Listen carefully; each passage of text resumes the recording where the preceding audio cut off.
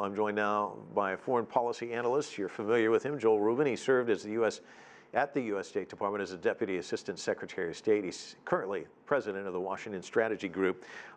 Trump, even before this announcement, even before he hit the stage, this tweet about we're going to round up millions of illegal aliens starting next week. They're going to be deported back to Mexico, really kind of ginning up the base. I mean, this is kind of the theme through even before he ran, all through his presidency. And a lot of people were saying, you know, at some point he's going to attack to the center. He hasn't shown any signs of that. Right. Is this a winning strategy for him? So President Trump is doing the predictable in this case, which is strange considering he's a highly unpredictable individual.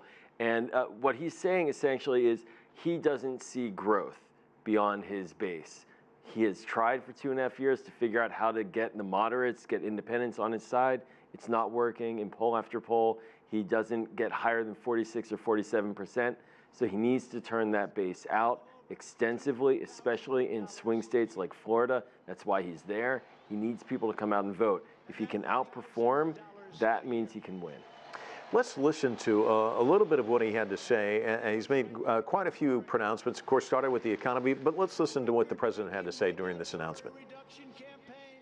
Because exactly 4 years ago this week, I announced my campaign for President of the United States.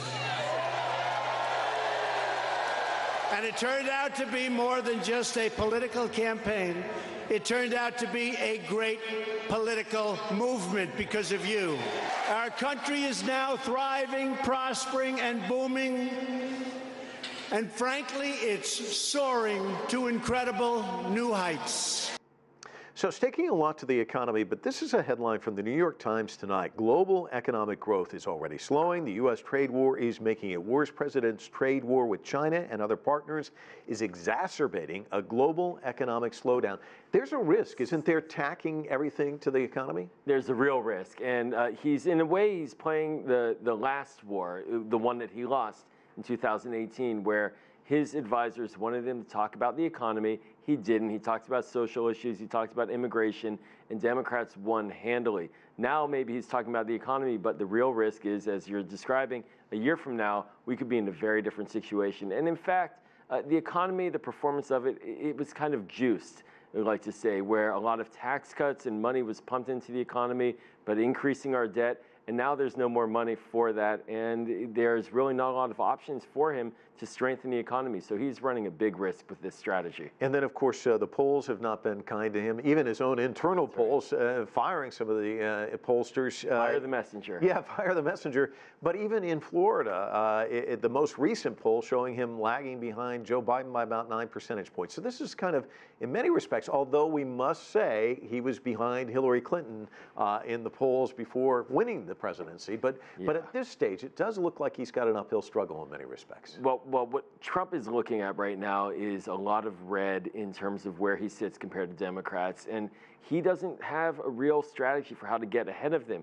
What he's going to do, and what we've heard tonight, is he's going to try to rally his base, and he's likely going to try to figure out how to do what they did effectively in 2016, which is turn down or depress Democratic voters, keep the numbers low. But that's not likely this year. There is high motivation across the board. Democrats, from Joe Biden to Elizabeth Warren to Pete Buttigieg, you name it, they're all leading against Donald Trump. And one of the reasons he's announcing so early, is that because all these other Democratic candidates are kind of sucking the oxygen out of the room? He likes to be the center of attention? Well, he's wanted to be the candidate ever since he got into the White House. He likes being a candidate. He's been operating like a candidate. And so, yes, now maybe he's getting out ahead of it. He thinks a little bit, a chance to frame the opponents. But this isn't a way to govern. President Obama didn't start running really for his reelection until the final year of his presidency. We're not even halfway through the third year, and this president is already campaigning. And we've got a lot of issues on the plate, including foreign policy crises that he seems to be ignoring right now. Joel Rubin, always a pleasure having you on the broadcast. Thanks so much. Really appreciate it.